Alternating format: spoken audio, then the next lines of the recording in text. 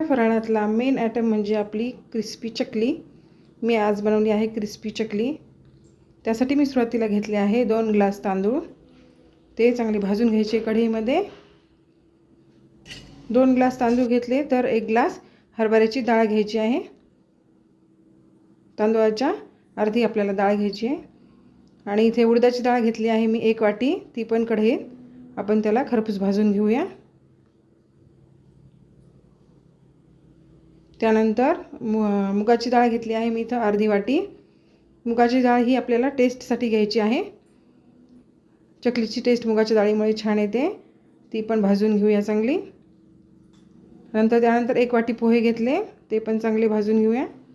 चकलीची भाजणी ही आपण चांगली कढईमध्ये परतून घेतली की चकली एकदम खुसखुशीत होते। अशा प्रकारे मिश्रण सगळे मी भाजून घेतले आहे। आता ते एकत्र करायचे आणि त्यानंतर त्यामध्ये मी जिरे टाकले आहे दळताना। जिरे टाकले का मग चकलीची भाजणी ही चांगली वास येतो भाजणीचा। आता हे पीठ दळून आणल्यानंतर मी गॅसवर एक पातेलं ठेवलं, त्यामध्ये तेल टाकले थोडंसं। त्याच्यामध्ये आता थोडीशी जिरे मोहरीची फोडणी देणार आहे। त्यानंतर थोडी बारीक चिरलेली कोथिंबीर टाकायची। कोथिंबीरमुळे चकलीला छान वास येतो।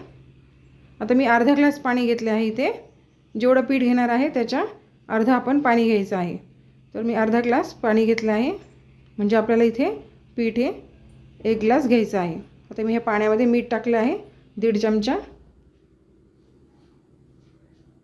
त्यानंतर 1-1.5 चमचा लाल तिखट टाकलं आहे।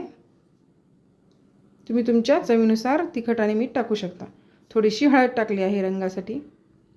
आता हे मिश्रण चांगलं हलवून घ्यायचं आणि गॅस हा आपला मंद आचेवर ठेवायचा। आता मी याच्यामध्ये हे पाणी चांगलं उकळू द्यायचं आपल्याला। त्यानंतर पाणी चांगलं उकळलं की आपल्याला थोडेसे तीळ टाकायचे। याच्यामध्ये 2 चमचे तीळ टाकले मी, तर म्हणजे चकली चांगली कुरकुरीत होते। आता हे पीठ पाणी चांगलं उकळलं का 1 ग्लास मी पीठ टाकणार आहे।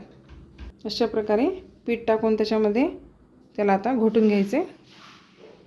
बरोबर 1 ग्लास पीठ टाकायचे आणि गॅस एकदम मंद आचेवर ठेवायचा आणि ते घोटून घ्यायचे आपल्याला। 2च मिनिटं हे पीठ आपल्याला घोटायचे। 2 मिनिटानंतर लगेचच खाली उतरायचे आपल्याला भाजणीचं पीठ।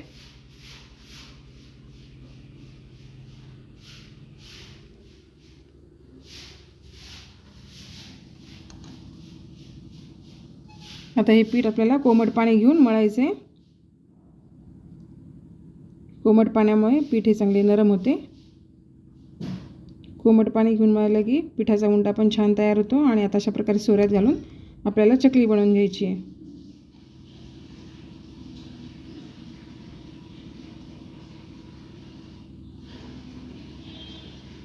अशा प्रकारे इथे 2-3 चकल्या बनवल्या आहेत मी।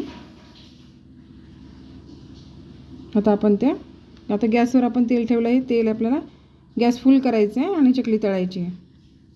अशा प्रकारे क्रिस्पी आणि कुरकुरीत चकल्या तयार झाल्या।